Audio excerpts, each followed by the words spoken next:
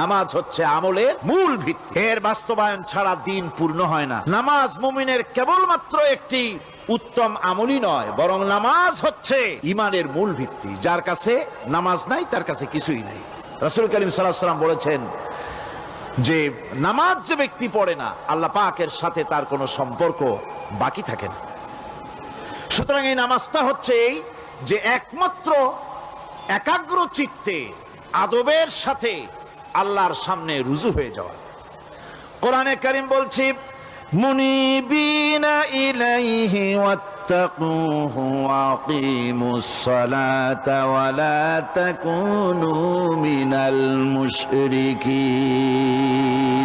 তোমরা আল্লাহর দিকে রুজু হয়ে যাও এবং তাকে ভয় করে অন্যায় কাজ থেকে বিরত থাকো, আর নামাজ কায়েম করো, মুশরিকদের অন্তর্ভুক্ত হয়ে যেও না। নামাজ কায়েম করা, নামাজের আদেশ কোরআনে কারীমের মধ্যে আল্লাহ পাক বহু জায়গায় করেছেন। ঈমানের পর নামাজই হচ্ছে সবচেয়ে বড় জরুরি। একজন মানুষ ঈমান আনলো, যেমন কালকে একজন ঈমান এনেছে, ঈমান আনার সাথে সাথে তার প্রথম কাজ কি বলুন? বলেন প্রথম কাজ কি? ফজরের নামাজের আগে একজন ইসলাম কবুল করলেন, তার প্রথম দায়িত্ব নামাজকে আদায় করে দেওয়া, ফজরের নামাজ পড়া। জোহরের আগেই কেউ ঈমান আনলো, তার প্রথম দায়িত্ব জোহরের নামাজ আদায় করা। আসরের নামাজের আগে ঈমান এনেছে, তার প্রথম দায়িত্ব হলো আসরের নামাজ আদায় করা। তার মানে হলো ঈমান আনার পর একজন ঈমানদারের প্রথম দায়িত্ব হচ্ছে নামাজ। গুরুত্বপূর্ণ বিষয়, খুব ভালো করে শুনতে হবে, ইয়াদ রাখতে হবে প্রত্যেকটি মুসলমানের। এই নামাজ কি জিনিস, কেমনে আদায় করতে হবে, আদায় না করলে কি হবে, গুরুত্বপূর্ণ এই কথাগুলি প্রত্যেকের স্মরণ রাখতে হবে। হযরত মূসা আলাইহিস সালামকে আল্লাহ রাব্বুল আলামিন ওহী প্রদান করলেন। যেদিন ওহী দিলেন, ওহী দিয়ে সেই মুহূর্তে আল্লাহ পাক তাকে শোনালেন, ইন্নানি আনাল্লাহ লা ইলাহা ইল্লা আনা ফা'বুদনি ওয়াকিমিস সালাতা লিযিকরি। নিশ্চয়ই আমি আল্লাহ, আমি ছাড়া কোন ইলাহ নাই, আমার গোলামি করো, আমার দাসত্ব করো, আর আমার শরণার্থে নামাজ কায়েম করো। নামাজ নামাজ নামাজ কায়েম করতে হবে, এটাই হচ্ছে ঈমানের সবচেয়ে বড় দাবি। অন্যত্র আল্লাহ পাক বলছেন কুল ইন্না হুদাল্লাহি হুয়াল হুদা ওয়া উমিরনা লিনুসলিমা লিরাব্বিল আলামিন। হে নবী বলুন, প্রকৃতপক্ষে আল্লাহর হেদায়েত হচ্ছে সঠিক হেদায়েত। সত্যিকারের হেদায়েত কার হেদায়েত? আল্লাহ পাকের হেদায়েত। এবং তার পক্ষ থেকে নির্দেশ করা হয়েছে যে সারা জাহানের মালিকের সামনে মাথা নত করে দাও। মাথা নত করবেন কার কাছে? আল্লাহ পাকের কাছে। ওয়া আনাকিমুস সালাতা ওয়াত্তাকুহু ওয়া হুয়াল্লাযী ইলাইহি তুহশারুন। আর নামাজ প্রতিষ্ঠা করো, আল্লাহ রাব্বুল আলামিনের ভয়তে সমস্ত অপরাধমূলক কাজ থেকে, অসামাজিক কার্যকলাপ থেকে বিরত থাকেও। আর একদিন মনে রেখো, তোমাদের সকলকেই আল্লাহ রাব্বুল আলামিনের দরবারে উপস্থিত হতে হবে। নামাজ ঈমান থাকা না থাকার প্রমাণ। ঈমান আছে কি ঈমান নাই, এর প্রমাণ কি? নামাজ।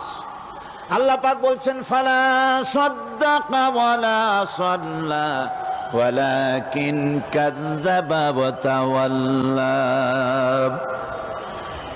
কিন্তু না সে সত্য মেনে নিল, আর না সে সালাত আদায় করলো, বরং সত্যকে মিথ্যা মনে করে ফিরে গেল। নামাজটাই হচ্ছে একজন মানুষের সে মুমিন না কাফের তা প্রমাণ করার জন্য, এটাই হচ্ছে মূল কথা। কিয়ামতের দিন মানুষ যে জাহান্নামে যাবে, জাহান্নামের জন্য, জাহান্নামে যে সব কারণে যাবে তার মধ্যে বড় কারণ কালকে বলেছিলাম, দেখি মনে আছে নাকি? বড় কারণ কয়টা? কয়টা? আলহামদুলিল্লাহ মনে আছে। আল্লাহ রাব্বুল আলামিন বলেন ইয়াতাসাআলুনা আনিল মুজরিমিন। কিয়ামতের দিন অপরাধীদেরকে জিজ্ঞেস করা হবে মা সালাকাকুম ফি সাকার, জাহান্নামে কেন আসছো? জবাবে তারা বলবে ক্বালু লাম নাকু মিনাল মুসাল্লিন ওয়া লাম নাকু নুতঈমুল মিসকিন, নামাজ পড়ি নাই আর এতিম মিসকিনদের খেতে দেই নাই, এই কারণেই জাহান্নামে এসেছি। কল নাউযুবিল্লাহ। নামাজ যারা পড়বে না জাহান্নামে যেতে হবে। কোথায় যেতে হবে? কেউ কেউ মনে করতে পারবেন নামাজের ওয়াজ তো বহু শুনছি, এর চাইতে গুরুত্বপূর্ণ জিনিস আর নাই। নামাজের চাইতে গুরুত্বপূর্ণ ইবাদত আল্লাহর সৃষ্টি করেন নাই। মুসলমানের জন্য সর্বশ্রেষ্ঠ ইবাদত কি? চিল্লা এখন জোরে বলেন কি? এই নামাজ আকসার মানুষের নামাজ হয় না। যারা আমরা নামাজ পড়ি, বহু লোকের নামাজ পড়ে ঠিক, কিন্তু নামাজ আদায় হয় না। আমি সে কথা বলবো সামনের দিকে, প্রাণ খুলে শুনবেন, কাজে লাগবে ইনশাআল্লাহ। কোন ইনশাআল্লাহ? আকীদাগত দিক থেকে ঈমান হলো তাওহীদের স্বীকৃতি, আর আমলের দিক থেকে নামাজ হচ্ছে তাওহীদের বহিঃপ্রকাশ। আপনি মুসলমান তা প্রমাণ হবে নামাজ দিয়ে। নামাজহীন ঈমানের দাবি মূল্যহীন। যার নামাজ নাই তার ঈমানের দাবি করার কোনো মূল্যই নেই। অনেক এরকম কথা বলে, হুজুর আমি মানুষটা নিতান্ত খারাপ না, যাই মনে করেন, গ্রামে রাস্তা বানাইছি, ব্রিজ করে দিয়েছি, কালভার্ট করেছি, এতিম মিসকিনদের তাও মাঝে মধ্যে খাবার দেই। নামাজ হচ্ছে ইসলামের গণ্ডির মধ্যে প্রবেশের প্রমাণ। কোরআনে কারীম বলছে ফাইন তাবু ওয়া আকামুস সালাতা ওয়া আতাউজ যাকাতা ফাইখওয়ানুকুম ফিদ্দীন। সূরা তওবা এসেছে, তারা যদি তওবা করে আর নামাজ কায়েম করে, যাকাত যদি আদায় করে, তাহলে এখন তোমাদের সে দ্বীনি ভাই। এখন ভাই হয়ে গেল। একটু আগে ছিল কাফের মুশরিক, এখন তোমার দ্বীনি ভাই। দ্বীনের গণ্ডির মধ্যে প্রবেশ করা, কলেমা পড়ার সাথে সাথেই নামাজ। নামাজ হচ্ছে দ্বীনের প্রধান গেট, দ্বীনের প্রধান তোরণ। দ্বীনের মধ্যে প্রবেশ করার জন্য এই গেট দিয়ে প্রবেশ করতে হবে। সুতরাং এই নামাজের এতই গুরুত্ব দেওয়া হয়েছে। ইসলাম যদি ক্ষমতায় আসে, আল্লাহ যেন এনে দেন, জোরে কোন আমিন। ইসলাম যদি ক্ষমতায় এসে যায়, রব্বুল আলামিন তাফসীরের মাহফিল, কোরআন সামনে নিয়ে আশা করে তোমার দরবারে দোয়া করি, এই বিশাল জনসমুদ্রের দোয়া কবুল করো মাবুদ গো, এই বাংলাদেশকে ইসলামের দেশ বানাইয়া দাও। দেশটা যদি ইসলামের হয়ে যায়, আইন যদি আল্লাহর হয়, শাসন যদি সৎ লোকেরা করে, রব্বুল আলামিন কোরআন শরীফে বলেন, তাহলে তারা 4টা কাজ করবে। আল্লাযীনা ইম্মাক্কান্নাহুম ফিল আরদ আকামুস সালাতা ওয়া আতাউজ যাকাত ওয়া আমারু বিল মা'রুফি ওয়া নাহাউ আনিল মুনকার। মুমিনেরা ক্ষমতায় এসে প্রথম যে কাজটা করবে, প্রথমে ক্ষমতায় এসেই নামাজ বাধ্যতামূলক করবে। প্রথম কি? ওয়াজ নসিহতে অনুরোধ করা হবে না, বাবাজিরা আল্লাহর রাস্তায় নামাজটা পড়ে না। রেডিও এবং টেলিভিশনের মাধ্যমে রাষ্ট্রপ্রধান অর্ডার করে দিবেন, আজ থেকে বাংলাদেশের 12 কোটি তাওহীদি জনতা, নারী পুরুষ যারা আকেল বালিগ, সকলের জন্য নামাজ বাধ্যতামূলক, নামাজ পড়তেই হবে। এটা অর্ডার। বেলা যখন 1টা বেজে যাবে, বেলা যখন 1টা বাজবে, সমস্ত মসজিদে আজান শুরু হয়ে যাবে। আজানের সাথে সাথে অফিস, আদালত, কল কারখানা, ক্ষেত খামার, শিক্ষাঙ্গন সব ডেডলক হয়ে যাবে। আধা ঘন্টার জন্য বন্ধ হয়ে যাবে। যারা মুসলমান অফিসে, কলেজে, ইউনিভার্সিটিতে, সর্বত্র তারা নামাজের জন্য প্রস্তুতি নেবেন। আধা ঘন্টার ভিতরে নামাজ আর খানা সেরে আবার কলেজ চলবে, বিশ্ববিদ্যালয় চলবে, কল চলবে, কারখানা চলবে, ক্যান্টনমেন্ট চলবে, সেক্রেটারিয়েট চলবে, সব আপন গতিতে চলতে থাকবে। আল্লাহর রহমত, বরকত আকাশ ফেরে নাজিল হয়ে যাবে। আর এই অর্ডার যে দেওয়া হবে, নামাজ পড়বেন, নামাজ পড়বেন সেখানে। থানায় যখন আজান হবে, থানায় আজান হয়ে গেছে, থানার স্টাফ পুলিশ যারা আছে জামাতে খাড়া হয়ে যাবে, ইমামতি করবেন ওসি সাহেব। এসপির অফিসে এসপি সাহেব ইমামতি করবেন, ডিসি সাহেব তার অফিসে ইমামতি করবেন, মন্ত্রী সেক্রেটারিয়েট ইমামতি করবেন, প্রেসিডেন্ট বঙ্গভবনে ইমামতি করবেন, বিশ্ববিদ্যালয়ের ভাইস চ্যান্সেলরের ইমামতিতে সে জায়গার মুসলমান ছাত্র ছাত্রী, শিক্ষক শিক্ষয়িত্রী এক জামাতে নামাজ আদায় করবে। এই যদি হয় চিত্র দেশের, অপরাধ থাকবে? থানায় ওসি সাহেব নিজেই যদি জামাতের ইমামতি করেন, এইভাবে নামাজ আদায় করেন পুলিশদের নিয়ে জামাতে, ঘুষ আর খাবে তারা? এসপি সাহেবের অফিসে, ডিসি সাহেবের অফিসে মন্ত্রীরা যদি ভাবে নামাজ কায়েম করে, তাহলে কি অন্যায় অপরাধ কিছু থাকবে সমাজে? থাকবে না। সুতরাং নামাজ বাধ্যতামূলক করে দেওয়া হবে। নামাজ বাধ্যতামূলক, সকলকে নামাজ পড়তে হবে। নামমাত্র মুসলিম জাতির রাষ্ট্র ক্ষমতা গ্রহণ করাই হলো ইসলামী শাসন ব্যবস্থা নয়। ইসলাম ক্ষমতায় গিয়া অমুসলিমদের উপরে শাসন জারি করবে, আর অন্যান্য সরকারের মতো আমোদ ফুর্তি করে রাস্তাঘাট বানায় টানা এসিতে শুয়ে থাকবে, তা না।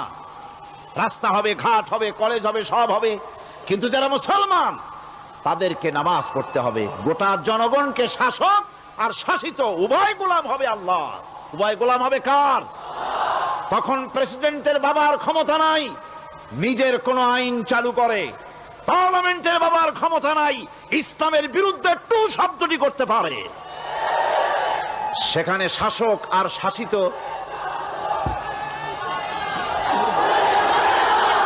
শাসক আর শাসিত হয়ে যাবে একজন এক হুকুমদাতার গোলাম।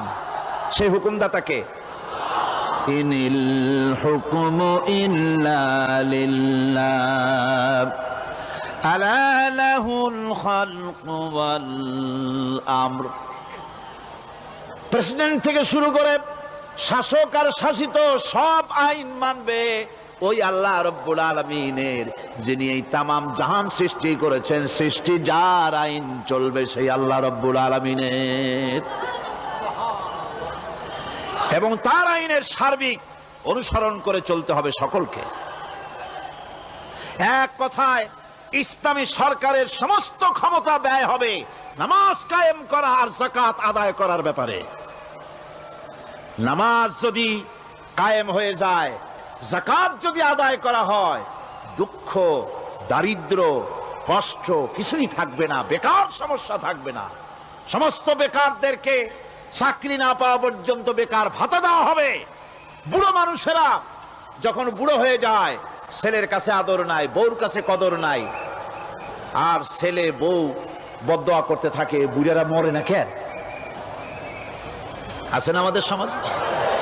ইসলামী সরকার এলে পরে এই বৃদ্ধ মানুষদের ব্যবস্থা করা হবে, তাদের প্রতি এই ধরনের অসদাচরণ কেউ করতে সাহস পাবে না। সুতরাং নামাজ প্রতিষ্ঠা এবং যাকাত আদায় হলেই সমাজের অন্যায় অবিচার যা আছে তার 12 আনাই বিলুপ্ত হয়ে যাবে। কোন আলহামদুলিল্লাহ। তখন চাকরিতে প্রমোশন হবে নামাজের ভিত্তিতে।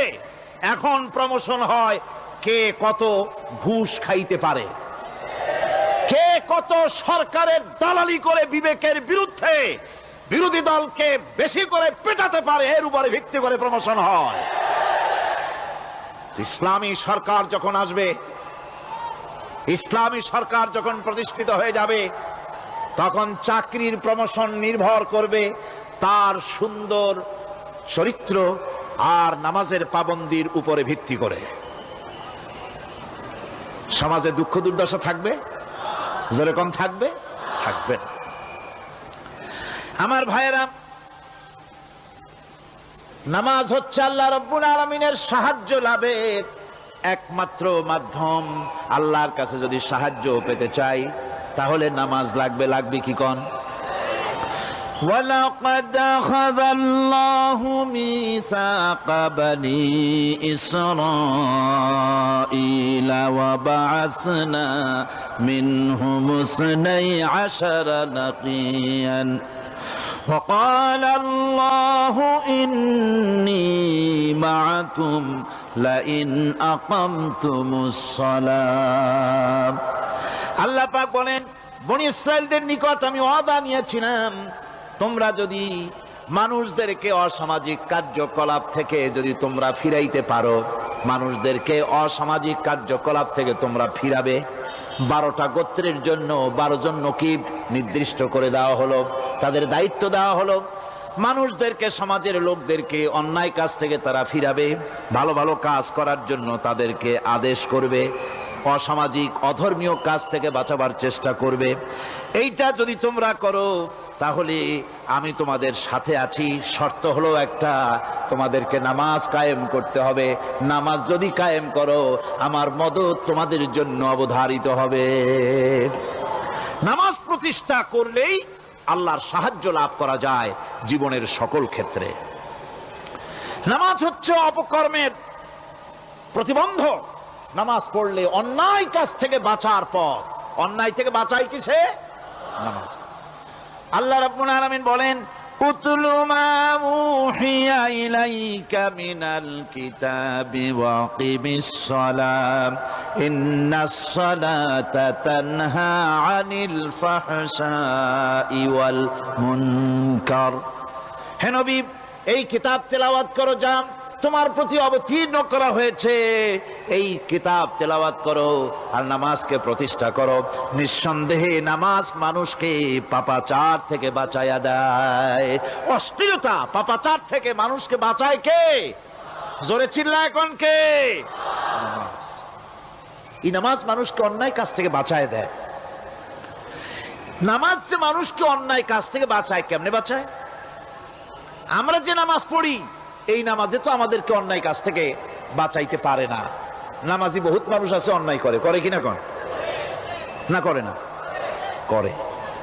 নামাজি অথচ অন্যায় করে। আর আল্লাহ বলছেন নামাজিকে, নামাজ তাকে অশ্লীলতা থেকে ফিরায়। তাহলে কথা কারটা ঠিক? আল্লাহরটা। জোরে বলেন, কারটা ঠিক? অবশ্যই আমার আল্লাহর কথা হক। আমি ভুল করতেছি, আমি যেন কোথাও ভুল করতেছি, সামথিং ইজ রং, কোথাও যেন আমরা ভুল করে বসতেছি, সেই ভুলটা কি আমরা আবিষ্কার করতে চেষ্টা করবো ইনশাআল্লাহ। প্রথম যে কথাটা সেটা হচ্ছে এই যে আমরা যা নামাজে পড়ি আমরা তা বুঝি না। কথা ঠিক কিনা? আমি যদি এখন প্রশ্ন করি সামি আল্লাহু লিমান হামিদা অর্থ কি কোন, ফার্স্ট ডিভিশনে কয়েকটা লেটার নিয়ে ফেল করবেন এরকম লোক আছেন না নাই? সুবহান রাব্বিয়াল আলা অর্থ কি জানি না, সুবহান রাব্বিয়াল আযীমের অর্থ কি জানি না, দোয়া কুনুত অর্থ কি জানি না, তাশাহুদ অর্থ কি জানি না, সূরা ফাতিহার অর্থ কি জানি না। এমন কি উযুর মধ্যে কয়টা ফরজ তা অনেকের জানা নাই। কথা কি বেশি বললাম না ঠিক বলছি? একজনের জিজ্ঞেস করলো, মিয়া উযুতে কয় ফরজ? কয় হুজুর কি মনে করেন এটা বুঝি জানি না, এটা তো সাধারণ ব্যাপার, বলেন না কয় ফরজ? কয় উযুতে তো 17 ফরজ। কি কি? কয় হাত ধোয়া, পাও ধোয়া, মুখ ধোয়া, নাক ধোয়া, চোখ ধোয়া, জিহ্বা ধোয়া, মাথা ধোয়া। বলতে বলতে গুনে দেখা গেল প্রায় 19টার মতো বলছে। বলা হলো, মিয়া বললেন আপনি উযুতে ফরজ 17টা, কইলেন আপনি 19টা। কয় হুজুর জানি আরো, বলি না আপনাদের ভয়তে। উযু জানে না, নামাজ জানে না, তাকে এই নামাজ কেমনে ফিরাবে অন্যায় কাজ থেকে? কথা বুঝতে পেরেছেন? নামাজে কি পড়ি? নামাজে দাঁড়ায় গেলাম, আল্লাহু আকবার অর্থ কি? চিল্লায় কন্যা আল্লাহু আকবার।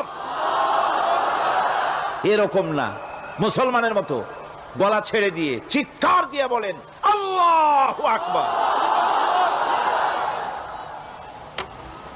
এই আল্লাহু আকবার, আল্লাহ সর্বশ্রেষ্ঠ, তার চাইতে বড় আর কেউ নাই। এই কথা দিনরাত 24 ঘন্টার ভিতরে শত শতবার বলি, একবার দুইবার না, শত শতবার বলি আল্লাহ সর্বশ্রেষ্ঠ। এই কথা বলার পরেও মনের মধ্যে অন্য কেউ বড় হয়, আল্লাহর বড়ত্ব যেভাবে মুখ দিয়া বলি ওইভাবে কার্যত পালন করি না। নামাজে আল্লাহু আকবার বললাম, এরপরে সানা পড়লাম, তারপরে সূরা ফাতিহা পড়লাম। সূরা ফাতিহার ভিতরে যে সমস্ত কথাগুলি বললাম সেই কথাগুলি বুঝি না, কি বলেছি তাও জানি না। এরপরে সুবহান রাব্বিয়াল আলা বলেছি, সুবহান রাব্বিয়াল আযীম বলেছি, সামি আল্লাহু লিমান হামিদা বলেছি, অর্থ কি জানি না। আল্লাহ তা শুনতে পান, যে ব্যক্তি আল্লাহর প্রশংসা করেন তিনি তা শুনতে পান।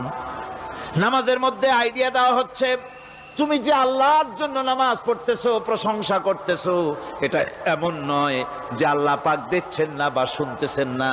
তুমি যা বলতেছো, প্রশংসা করতেছো, আল্লাহ পাক তা শুনতে পাচ্ছেন। সামি আল্লাহু লিমান হামিদা, সুবহান রাব্বিয়াল আলা।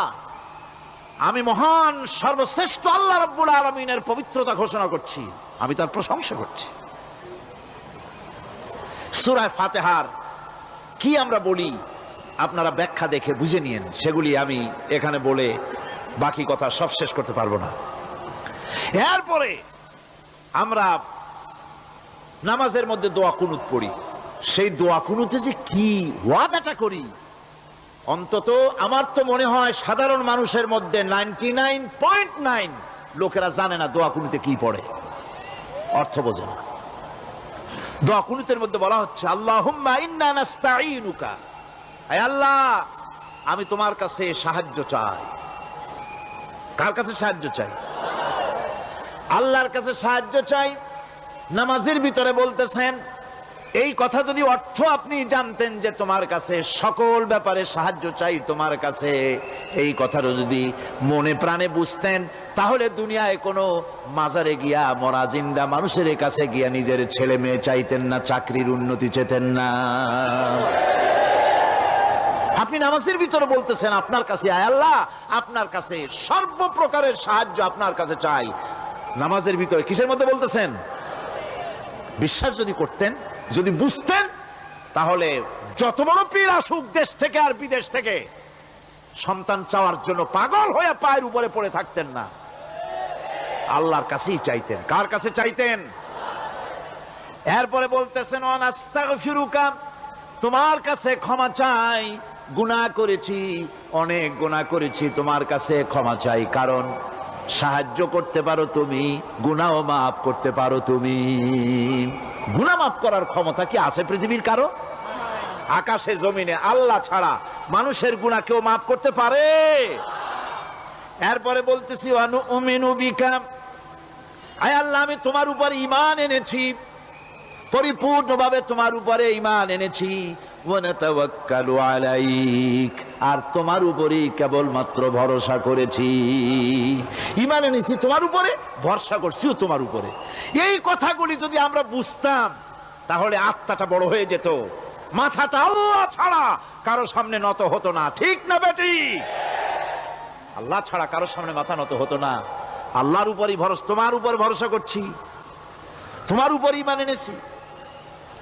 এরপরে বলছি, ওয়ানুসনি আলাইকাল খায়র, সর্বপ্রকার কল্যাণের সাথে তোমার প্রশংসা করতেছি। ওয়ানাশকুরুকা, আর তোমার কৃতজ্ঞতা স্বীকার করছি, আমি তোমার শুকর আদায় করি, সর্ব ব্যাপারে তোমার শুকর আদায় করি। আর কি করি? ওয়ালা নাকফুরুকা, আমি কুফরি করি না, অকৃতজ্ঞ নই, আমি তোমার কৃতজ্ঞ বান্দা, আমি অকৃতজ্ঞ নই। একথা আপনি নামাজের মধ্যে বলেন, কিন্তু কৃতজ্ঞতা স্বীকার করেন না। আল্লাহ যে ছেলে দিয়েছে শুকর আদায় করেন না, আল্লাহ যে সুন্দরী বউ বা ভালো বউ দিয়েছেন শুকর আদায় করেন না, আল্লাহ সন্তান দিয়েছে শুকর আদায় করে না, আল্লাহ রাব্বুল আলামিন চাকরি দিয়েছেন, বাড়ি দিয়েছেন, জায়গা দিয়েছেন, জমিন দিয়েছেন, যৌবন দিয়েছেন, স্বাস্থ্য দিয়েছেন, শুকর আদায় করে না। আল্লাহ পাক বলেন, বান্দারে যে অবস্থায় থাকো শুকর আদায় করো। লা ইন শাকারতুম লাযীদান্নাকুম ওয়া লা ইন কাফারতুম ইন্না আযাবী লাশাদীদ। আমার নিয়ামতের শুকর যদি আদায় করো আমি বেশি করে বাড়ায় দেব, আর যদি শুকর আদায় না করো তাহলে মস্ত বড় শাস্তি রেখে দিয়েছি। সব ব্যাপারে শুকর আদায় করো, আমার নিয়ামতের শুকর আদায় করো। চোখ দিয়ে দেখতে পাও, কও আলহামদুলিল্লাহ। মুখ দিয়ে কথা বলতে পারো, কও আলহামদুলিল্লাহ। যা খাও মজা লাগে বলো আলহামদুলিল্লাহ, কাজ করতে পারো বলো আলহামদুলিল্লাহ। সব ব্যাপারে আল্লাহর শুকর আদায় করতে হবে। শুকরিয়া আদায় করলে রব্বুল আলামিন তারে আরো বাড়ায় দিবেন। এই কথাই বলতেছি, আল্লাহ শুকর করি আর তোমার সাথে আমি কুফরি করি না, কৃতজ্ঞ আমি নই। ওয়া নাখলাউ ওয়া নাতরুকু মান ইয়াফজুরুকা, আর আমি ওয়াদা করতেছি এই কথা, তোমার সাথে যারা প্রকাশ্য দুশ্মনী করে, যারা প্রকাশ্য গুনার মধ্যে লিপ্ত আছে আর তোমার সাথে দুশ্মনী করে, ওদের সাথে আমার সমস্ত সম্পর্ককে ছিন্ন করে দিলাম। দেখছেন নামাজে কি কইলেন আপনি? আপনি নামাজে কত বড় কথা বললেন, ওয়ানাতুরুকু মাইয়া ফুজুরুকা। আয় আল্লাহ, আমি ওয়াদা করছি তোমার সাথে যারা দুশ্মনী করে, যারা প্রকাশ্য গুনাহ করে, তাদেরকে আমি পরিত্যাগ করছি, তাদের সাথে আমার কোনো সম্পর্ক নাই। এই কথা বলার পরে আপনার সম্পর্ক কার সাথে একটু চিন্তা করেন তো। আপনার বন্ধু কারা? ইলেকশন আসলে ভোট দেন কাদেরকে? কাদের চা খাওয়ান, কাদের চান্দা দেন? একটু চিন্তা করেন, অঙ্কের সাথে মিলাই নেন। তাহলে দেখুন, মুখে বলে এক কথা, কাজে করে আর একটা। আরে কি কয়? চিল্লায় কোন? আরে কি কয়? আর এই মুনাফিকি করতেছেন কার সাথে? আল্লাহর সাথে। নাউজুবিল্লাহ। নামাজে কি পড়েন সেটা যদি জানতেন, অবশ্যই আল্লাহ রাব্বুল আলামিনের কথা কার্যকরী হয়ে যেত। ইন্নাস সালাতা তানহা আনিল ফাহশাই ওয়াল মুনকার। নামাজ মানুষকে পাপের কাজ, অশ্লীলতা থেকে ফিরাতে পারে। আল্লাহ ইন্না বসায়ছেন, নিশ্চয়ই, বেশক, অবশ্যই নামাজ পাপ থেকে ফিরাবে। কিন্তু কেমনে ফিরাবে নামাজ তো বুঝি না। নামাজ তো বুঝি না, খালি সেজদা দেয় জনমের মতো। আর সেজদা কি? নামাজে যদি দেখে ইমাম দেরি করতেছে, আত্তাহিয়াত পড়তে দেরি হয়ে যাচ্ছে, পিছন থেকে সিগন্যাল মারে, ঠিক কিনা? বেয়াদব, বেয়াদব। তোমার নামাজ, তোমার আত্তাহিয়াত আগে শেষ হয়েছে, তাতে কি হয়েছে? চুপ করে বসে থাকো। ইমামকে কাশি দিয়া সতর্ক করার অধিকার তোমার নাই। যদি ইমামকে সতর্ক করার জন্য কাশি দিয়ে থাকো, তোমার নামাজ ফাসেদ হয়ে যাবে। এটা ফাজলামি করার জায়গা না, এটা নামাজ। এর নাম কি? ধীরে সুস্থে নামাজ পড়তে